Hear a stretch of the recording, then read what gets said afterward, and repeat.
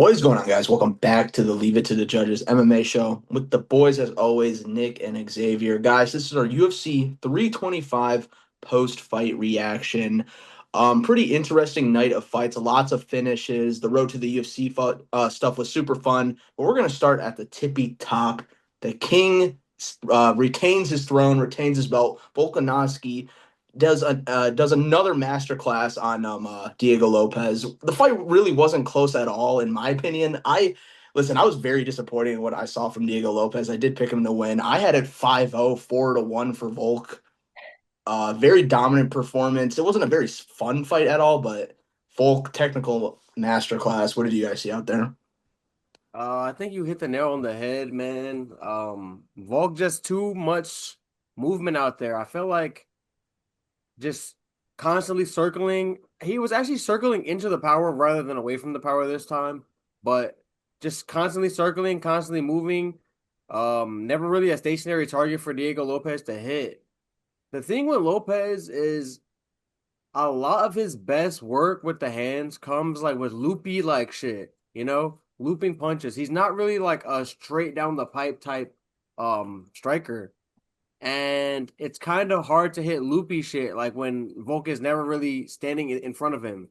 So I feel like when you have like a more straight punch kind of approach, you can kind of like have a lot more success against moving like fighters, which is partially why I think that Gene Silva will be able to have a little bit more success. But we can always get to that at a later time. But right now, Volk's the king. Apparently Lopez broke both of his feet, which is crazy. Like Yeah, I he saw that. he broke both feet, which is like a testament to Volk's defense, damn near, like making him fucking kick elbows and shit. You know what I mean? Like, hey, defense is a underrated part of the game sometimes. And I mean, like, Volk was clearly inflicting damage, major damage, that was partially probably limiting Diego Lopez's movement and ability to like track him down. You know what I mean? Um, so yeah, fucking another vintage performance by old man Volk. Um, really happy for him. Old as hell, still doing the damn thing, defying the odds. Like people usually don't have success late into their 30s in these lower weight divisions, and he's defying the odds, man, against a dangerous guy. So shouts out to him. How did you score the fight before we move on to Nick? Um, I know that in round three, Volk got clipped, but I did think that he did enough in that round, even too, personally, to like still win it. So yeah, kind of 5-0, or I'm saying like 4-1 at worst. You know what I mean? 4-1 at worst. So it's like Volk was kind of dominant the whole time. And I think that he fought somehow a cleaner fight than the first one. In the first fight, he inflicted more damage on Lopez, though, I would say. Like a lot more damage on him. This one was a lot more cautious. And I mean, like he said, like he's the guy who was 37. He's the guy who is the champ. Like, why should he be the one who has to take these extra risks? You know what I mean? Against a dangerous guy. Like, I understand him being like a little more cautious because like he has everything to lose, and you know what I mean? Like, fuck it. Hey man, I was smiling the entire time watching this fight because Ed, I asked you a question in the preview. It was, what is Lopez going to change in 8 months? Apparently about nothing in the game plan because the only chance Lopez had was to go out there and go crazy on him. But once again, he chose to strike at range for 5 rounds. I thought he did better this time, at least defensively, but only because Volkai threw a lot less punches in this fight. And I felt like whenever they were coming together in range, Volk was getting the better of him with the hands. I thought Lopez did okay with the body kicks and leg kicks, but it was a theme in the three fights I watched overall that we're about to talk about. Leg kicks and body kicks will not win you these fights. Throw, at least mix it up, go to the head somewhat. And this was the same story. I felt like every round the striking numbers were like close-ish for sure, but then Volk would just land some bombs that like Lopez, you could just visibly see the damage out there. And when they're scoring these fights, I mean, that's just going to be easy Volk rounds. I do think Volk was winning, but through a low output point fighting kind of way, I felt like he could have done a little more even because Volk's just the better striker. And once again, the technique just came out. Lopez, he'll get better. Like, I mean, he's still pretty young. What is he, like 30? I mean, something like that. And he already has this much experience, so I expect him to get better, but I don't know. I mean, he somehow did better but worse than the first time because he didn't really hurt Volk at all out there, except for the one more moment, which I did in the moment I thought it was a slip, but the replay did show he got hit a little bit. But I mean, I personally had it 49-46, I guess. Give him either the second or third, whichever one. Like, I mean, Volk won the fight. I thought Volk came on strong late in the fight, too. And I do think the fifth round is when Lopez, I don't know if he like stomped or like threw a kick or something, but that's when you could see like his left leg or foot was compromised. And at that point, like Volk just went with a smart decision again, just went to the wrestling. And I thought Volk dominated the fight again. Even though the numbers probably would say it was close, I thought the way more damaging shots are coming from Volk like every round. So I don't know, man. Lopez wasting our time, Ed, with these year title shots now. We could have had Gene in this moment, but it's all right. It's all right. The person who should be the most mad is Diego Lopez himself, who just wasted two title shots. He's just gifted one of them basically. So my thing with Diego Lopez is this reminded me of like a boxing match where like the guy is just showing the other guy too much respect. He's just showing Volk too much respect. He's not risking it. The foot stuff, I don't know when it happened, so I'm not going to talk about that at all. But like it just seems like Lopez didn't want to go in there, and yeah, Volk was countering him stuff, but I thought Volk landed much bigger shots in the first fight. Like there was no giant shots where I saw like, but besides a couple that Diego should have stopped throwing. He should have kept going. Should have been way more aggressive. I thought he should have used his grappling more, but maybe his feet were fucked up. But I thought the fight was still there for the taking. Volk like cruised through the fight, but like against Murphy, Evil and Silva, is that performance gonna fly, you think?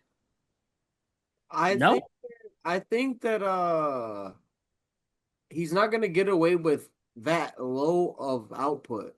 You know what I mean?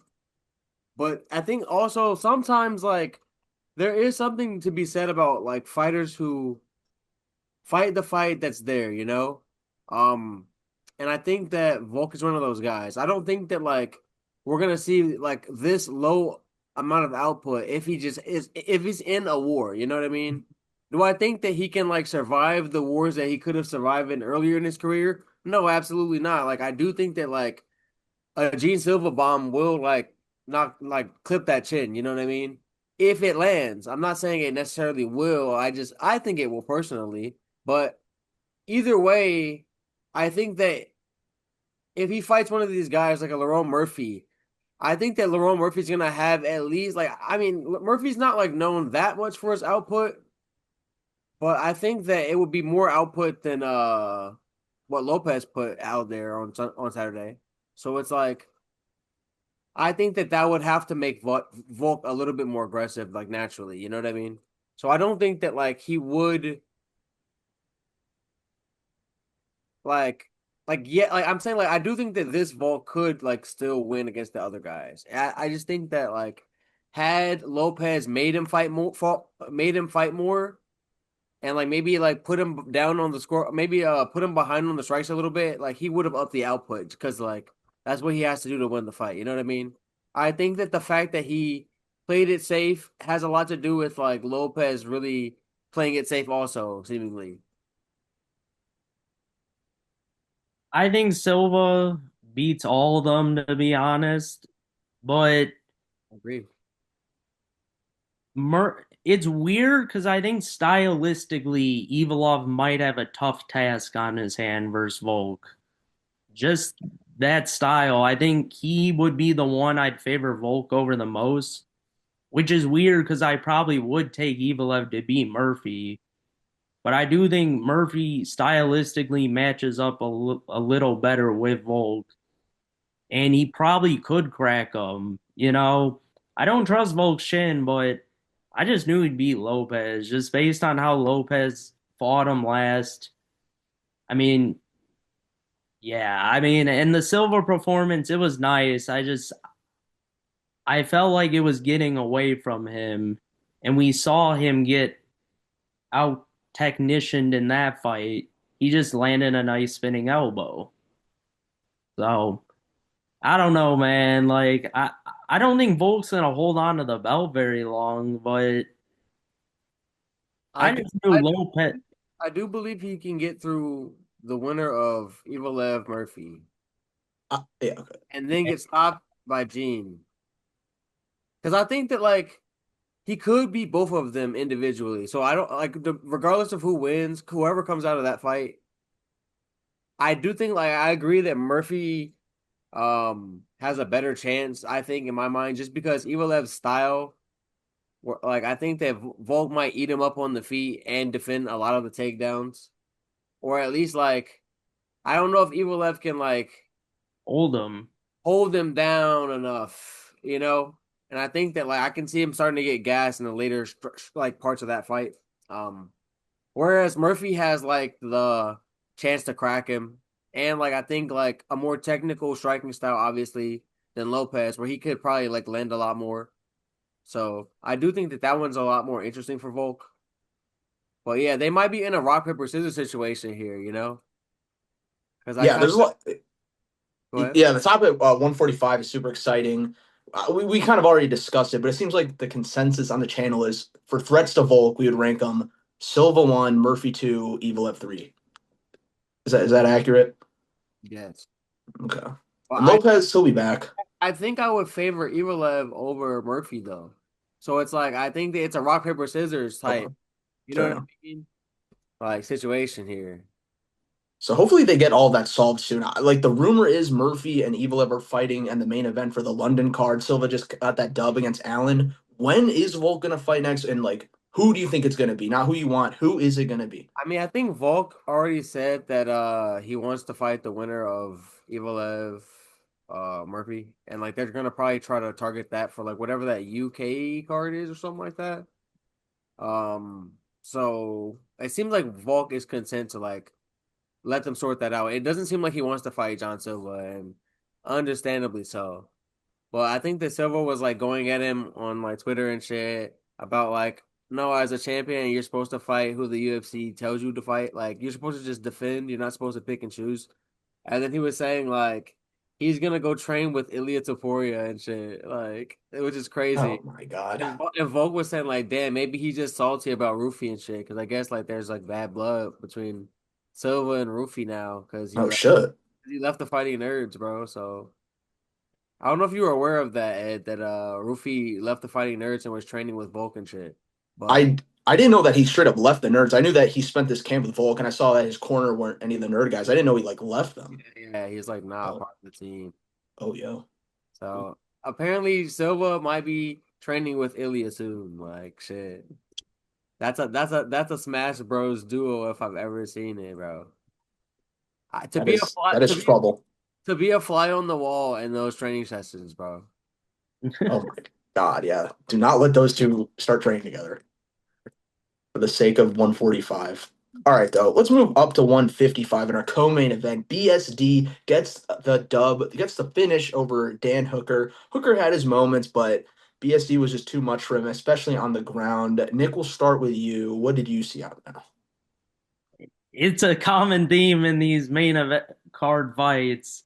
Once again, a man who is a good boxer, but decided the whole fight. And look, the teep kicks were working.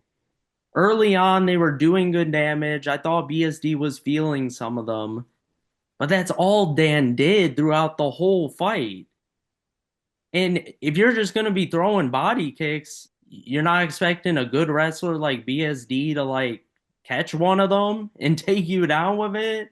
It was just a weird strat. Once again, like he's supposed to be the better boxer, and I swear BSD for the most part got the better shots off on the at least in the boxing department.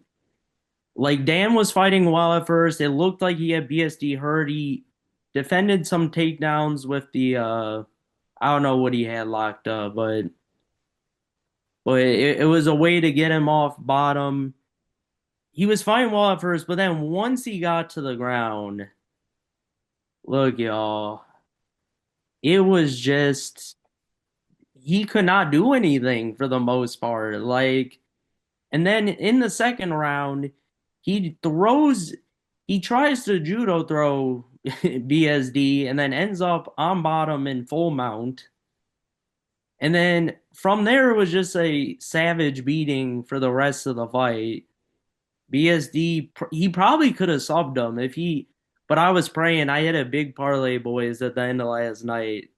Didn't bet anything the whole card, and then I just hit a big one on the last three legs. I mean, and I needed over 1.5, and I was like, do not dare tap Dan Hooker. There's like a minute left on it. And honestly, I thought BSD could have gotten it if he just slightly positioned himself better. I thought he could have gotten it, but Uh, nevertheless, BSD whooped him. Hooker showed really good grit, like in a lot of moments in this fight. Like Hooker's always been a gritty fuck, man. He's always been a gritty fuck. I did also bet BSD, even though on the predictions video I did predict that Dan Hooker had a chance. But I think that he kind of showed at moments in this fight like why I thought he could have a chance. A lot of the times, like round one specifically, like the experience was kind of like showing, and like he was kind of comfortable in the war that BSD was trying to put on him. You know what I mean? BSD always coming forward and shit. Um, I do think that like age is starting to catch up. Age and probably these wars are probably starting to catch up with Hooker too. Um, I don't think that he's as durable. Like it's not getting bad yet, but like I'm kind of seeing like shots kind of affecting him a little bit more than they would have in the past, I think, in these wars. But I mean, like, that's kind of what happens when you're 35 and you fight like a crash dummy, you know? Like, we all love a good Dan Hooker scrap because you know that he's gonna put it all on the line in there. But he's been in some wars, and I think it's starting to catch up to him just a little bit. Um, Shout out BSD. He looked really impressive here. Um, I think he's asking for some lofty shit. He said give him the title or give him the BMF belt. I don't think that, or give him Armin. It's just like, damn, I don't think either of those things goes well for him. I think Max will probably box him up. I think that I think Armin would just get that fight, even though it would be like a scrap early. I think that Armin will probably just like take over late with the grappling. Once like BSD is not fresh anymore. Um, so yeah, I just like I don't know like if this was the end of the bounce back run for BSD, but shout out to him for winning this fight for sure. So BSD is currently ranked number 8. Dan Hooker is 6. So they'll probably just switch spots. You touched on it a little bit earlier, X. Who do you guys think is next for BSD? Because he's got to fight someone up, I think, the rankings. I mean, I don't know if he's gonna get what he's asking for. Um, Unless who's someone up in the rankings that like Okay, you can go down if you'd like. I mean, He's definitely not close to a title shot yet. yeah, I think he deserves like I think he could be like one fight away if it's like the right person from deserving the next title shot. Like I'd be fine with that. It is a bit of a log jam at the top of the card. I mean, at the top of the division, but I mean, unfortunately, Charles is booked. But I would like maybe run him and Charles ideally next. Like depending on what happens with Max, I would say give him the loser of that, maybe. I think it's gonna be Charles, but even if it's Max, like I would say give him a chance to, do that, I guess. Because I think Patty's gonna need a minute. Yeah, I agree. I would have said loser or winner of that fight. I think even give them the winner. I mean, they might give the winner the title shot, but or gauge it. I don't know what they're gonna do with that, uh, but also like I wouldn't be opposed if he fought down. Or like, just give him Gamrot. Like Gamrot's gonna lose anyway, is like as usual. Or well, he might find a way to get a weird split decision. He might find a way, but if it's a main card against Gamrot, he definitely losing that shit. So give him Gamrot or maybe if Ortega is that fight off now? I saw like during the card they posted the Oliveira card and that wasn't on there. No, I think it is. I think it's Said still on. said to be determined. Think that fight got Wait, canceled. I think Ortega pulled out of that shit. oh, wait, really? If Okay. I'm correct, like let me just look it up real quick, but I'm pretty sure that's what I read. I Well, was disappointed. I wouldn't be opposed rematch Moicano.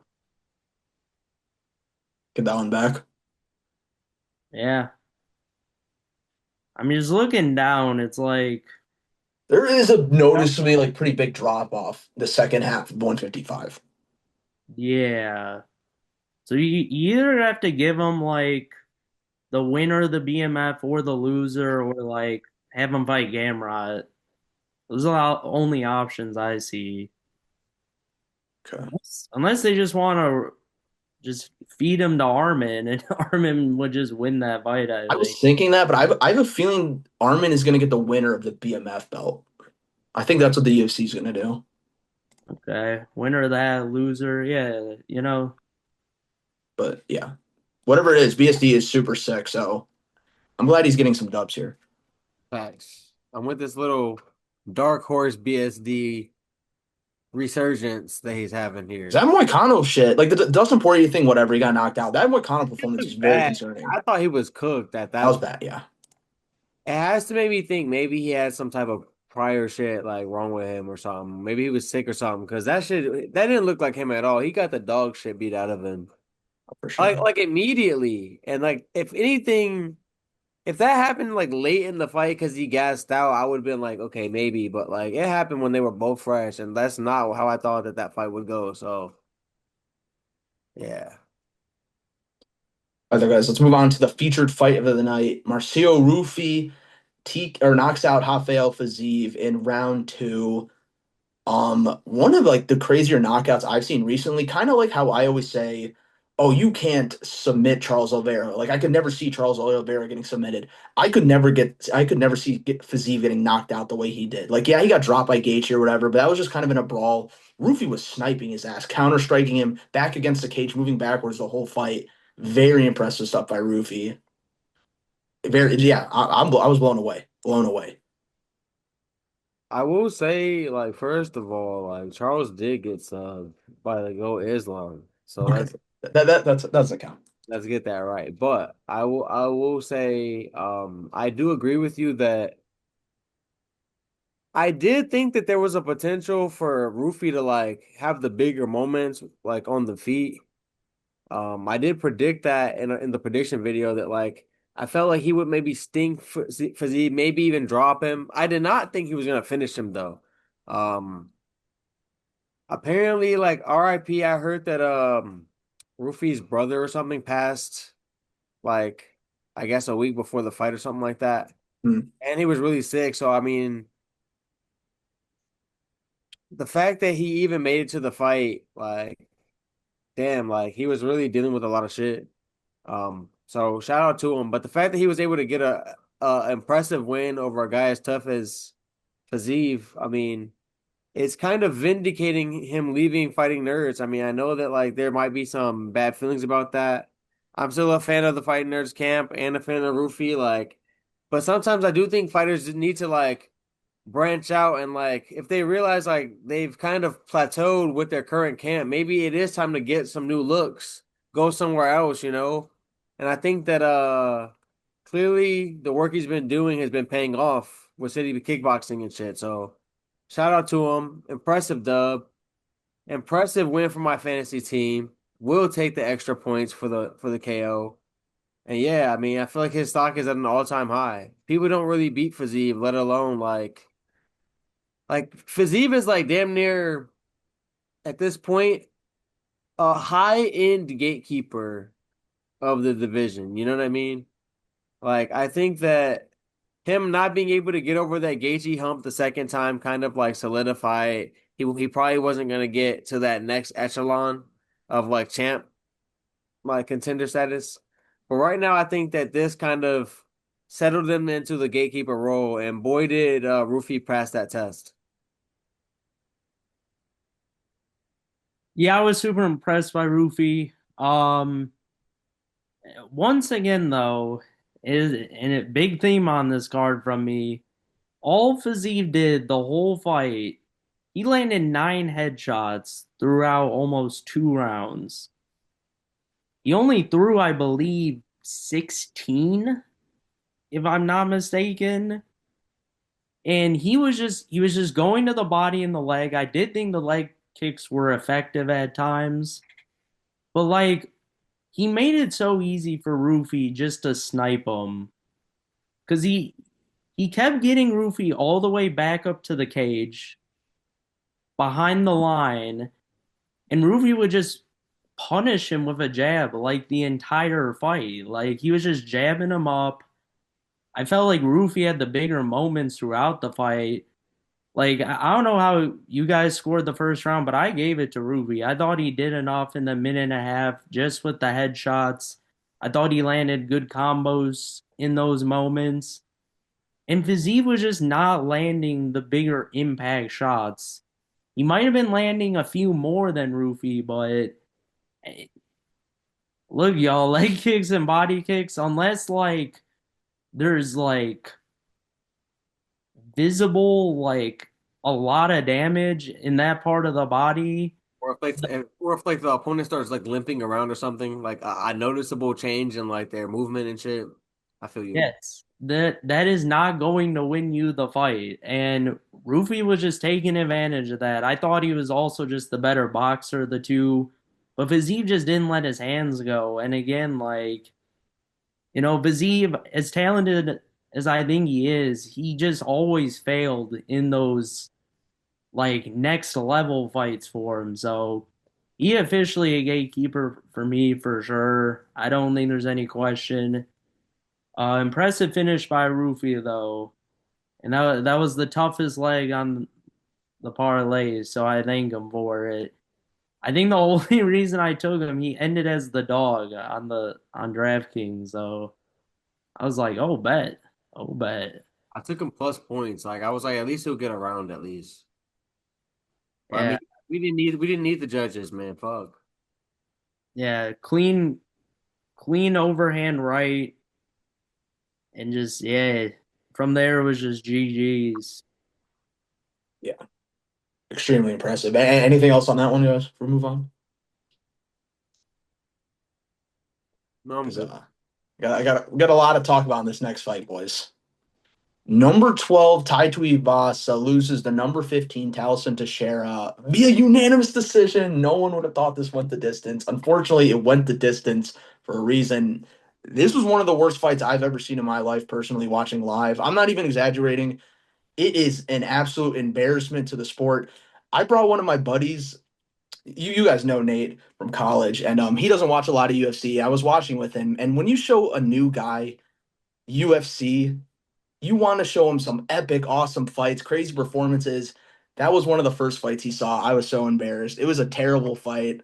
Talos and Teixeira, they were just staring at each other at moments.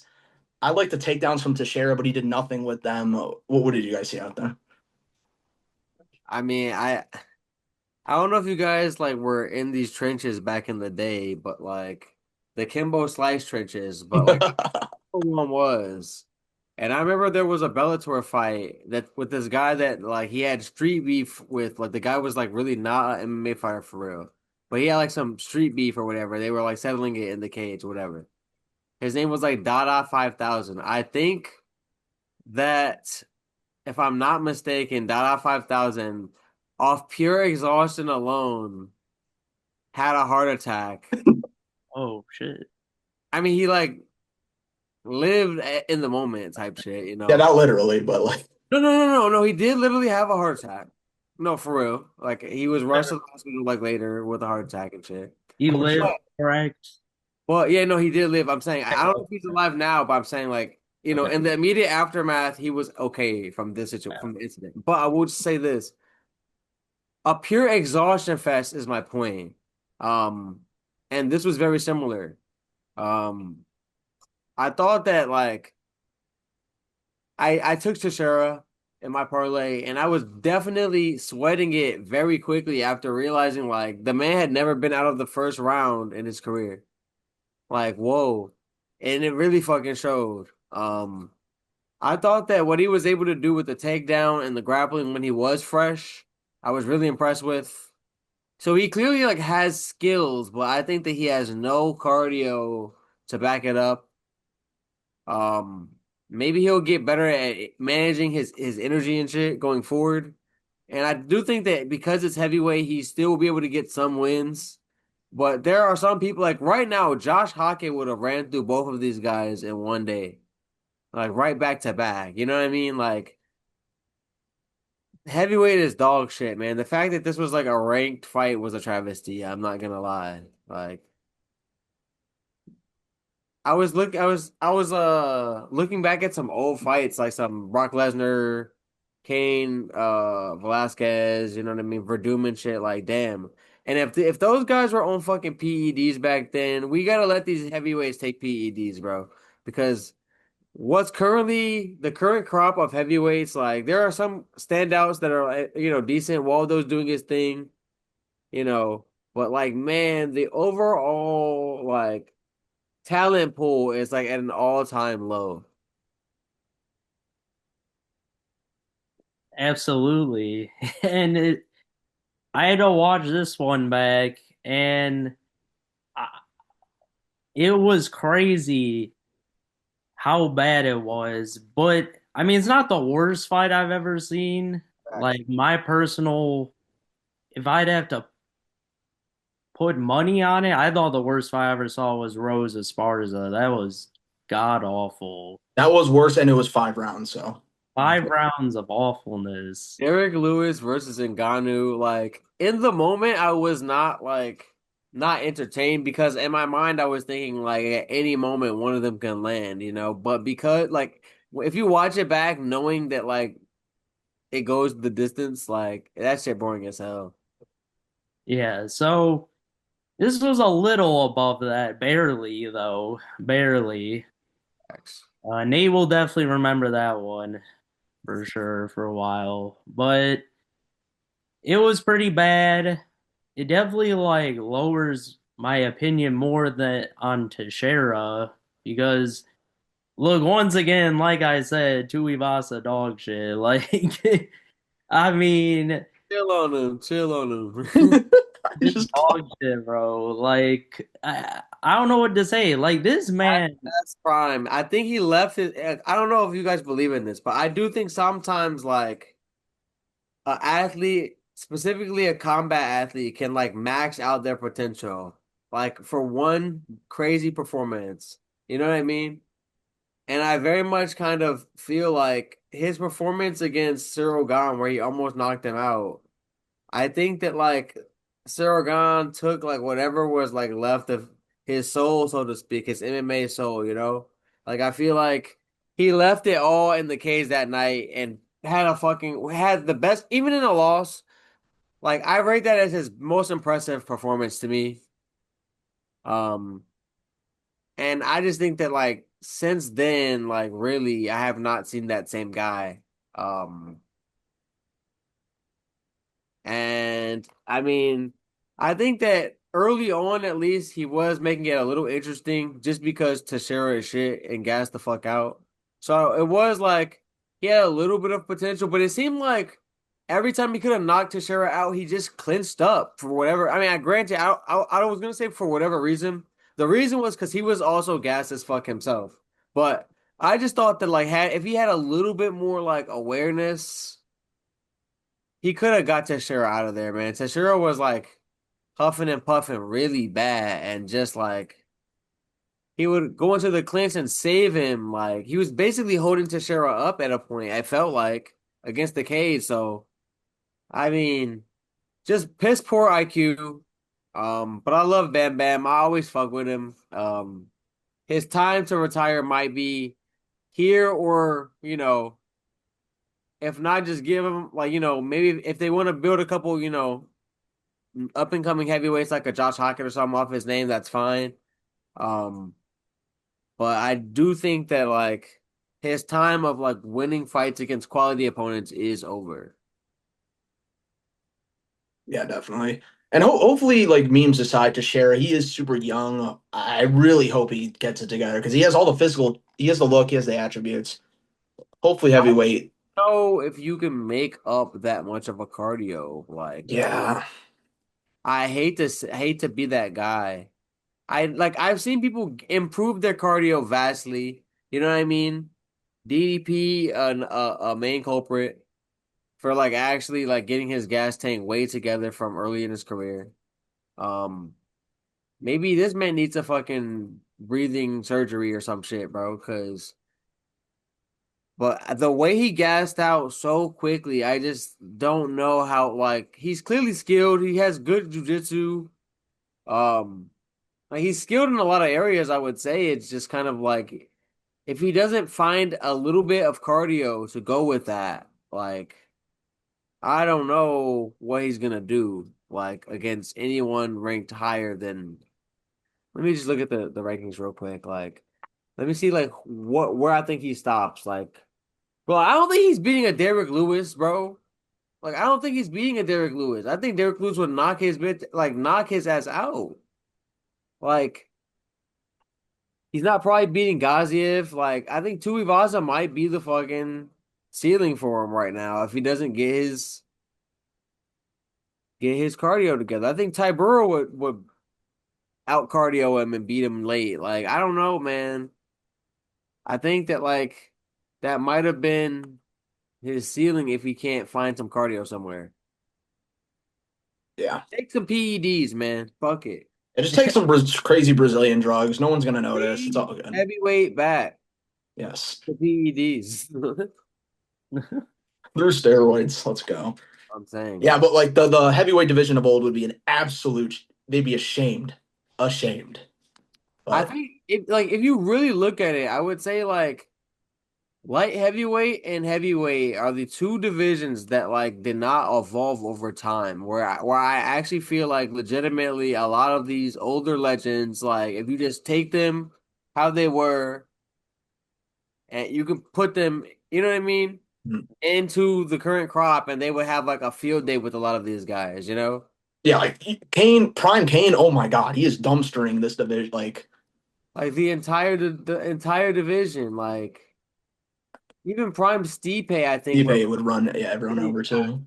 working these guys, man. Verdum, like Prime. I think he wins most of these matchups. Maybe stops at Tom, but like who knows? You know, Yeah. Oh like yeah, yeah. like even Brock Lesnar in his prime would have a field day with most of these guys. Like you think he's not whooping Jairson Almeida's as prime Brock Lesnar? He is. He is, bro. You know what I mean? And it's kind of like it's the one division that and light heavyweight where it's like, damn, like maybe just because like the big guys that big like that are like, good athletes and shit tend to do other sports, but man, like they gotta get it together, bro. They gotta get it together. Yeah, and it doesn't help that they both are fat, unfortunately. But let's move on, guys. Performance of the night bonus here for Quillen Salad gets the submission over Jamie Malarkey in the first round. I feel like a lot of people thought he was going to knock him out. Doesn't matter. It gets this sub. Very impressive performance here. It gets it done in round one. What's next for Salkeld, guys? And was what are your thoughts on the performance? I was sweating this fight for no reason, but just because like I bet like $400 like that Salkill would win the first round. Shit. I mean, not in the first round, but like would get a finish, like submission or TKO. I'm glad I didn't like go with just the TKO. Some told me like Malarkey tough. I can see a club and sub, and it ended up being more of like a slam and sub, but like still like either way, like I was kind of sweating on that because Malarkey is like he is like chinny, but he is gritty too. So it's like if he like I could see if that fight like didn't get out the if he got out of the first round, potentially like him just like making it the distance type shit, you know? So I was definitely sweating my balls off for that fight, but like Salkill did what he does, got me a finish any kind of way, you know. He clearly has the power with the hands, he clearly has the grappling, and he hasn't lost a fight since his debut, which is like it's your debut, like it's understandable to lose a fight, like what the fuck. But like ever since then, undefeated basically, and it's like streaking, man. He wants to get into the ranks, and I think that he's ready. Yeah, I'm not surprised at all. He ran through Jamie Malarkey. A lot of the division has, so I'm not shocked at all by that. Was impressed he showed the all-around game. I loved it. I thought the slam was very nice, and the choke, he got in a good position for it to get it. And it looked nasty, bro. Like head was turning all the way to the left, like Yeah, crank. It was like a neck crank at first, and then like I think eventually he got under the chin, but like it looked filthy at first. I was like, dude, do not snap this man's neck on live TV. I know, bro. And Malarkey like tapped pretty quick. I mean, it was like pretty deep. So impressive performance by Sal Kilda. He seems like a beast. He seems pretty complete fighter to me. I didn't give him a test right away, and I'm fine with that. I like Even that. if it's just outside of the top 15, you have to give him a big fight. Especially like, let's be for real, y'all. We need Dariush and Chandler out of these rankings. We need them out of these rankings, and clearly they are just sitting there. Especially Dariush, he waiting sitting there to just get destroyed again. And screw it, give Dariush the Sal killed, I like that idea. TKO'd again. Yeah, he has a really bright future, and he's a pretty fun personality. But Will be a lot of points for me this year. He said he wants to stay active, and I love that for him. yeah, well, yeah, I took zero damage, so I could totally see that. Guys, the prelims. What were like some standouts to you? There's not a lot of name value here, but what were the main storylines of the prelims? Let me just check this out because first of all, a lot of upsets. I did think that Yiza beat Khan Ofli. He it was like damn near a little bit of a Aussie robbery type situation from what I've seen. Um, I thought that Yiza got robbed, but I mean he fought impressive. Um, so that's unfortunate that they had to like sacrifice a prospect just to like try and make some Aussie fans happy, but that was definitely a storyline. Um, Torrance Finney looked like shit. Look, he looked like shit, man. That's another storyline we have to address. I thought that like Jacob Malkoun could win this fight for sure. I did bet Finney to win plus points. I thought he was gonna get at least one round and survive, but and he did the survive part, which I think he like tweaked his hammy or something. He had some type of leg injury, but I'm like, man, he like yeah, he looked like shit out there. To be honest, Jacob Malkoun was whooping his ass, whooping his ass, and I do not rate Malkoun that high, bro. Yeah, I hate words on that one. I hate words on that one. I That like sucks to see too. I like Rouston a lot. Uh, B Brundage, hey, Brundage is tough sometimes to beat. He's one of those weird ones, but I think Blonde Brundage might be his career might be over. But Cam Rousen, he looks like a beast. I like what he's doing so far in the UFC.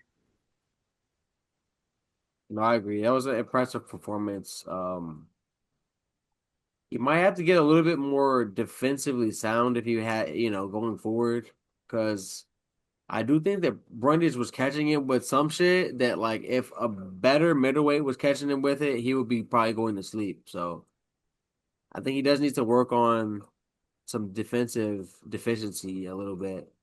But I mean, Brundage is not a ranked guy, you know what I mean? But he's like a name that, hardcore MMA fans know. He's a respectful, like, UFC vet. So this was like a good test for him. Um, yeah, I think that he could have big things in his future. I don't know like what his ceiling is because I think that he is like kind of more on the raw side than a finished product. I think he has a lot of growth to go. I don't know how old he is, but he's in his 20s, right? I think so. Yeah. Yeah, I mean, and he's with like City Kickboxing, so I think Izzy and them, Volk and the boys, Eugene and the boys are gonna like whip him into shape, and like I think that he could have a decent future at middleweight because middleweight also has like some people that need to be kind of knocked out of the rankings. Like they have some spots for contenders to, you know, occupy soon. So we'll see. Yeah, for sure. Um, any anything else on this card, guys? Shout out Nakamura. That was a nice knee finish and road to UFC fight. Oh, that fucked my part. Like I had a parlay on other buddy, and he was winning the fight the whole time. He just got caught. Tough, tough. Well, guys, that concludes the video. Thank you guys so much for watching. Please go check out the TikTok. We got a bunch of new stuff on there. Thank you so much for the recent support. We got plenty of fun stuff coming out, and we'll see you in the next one. Peace. Peace.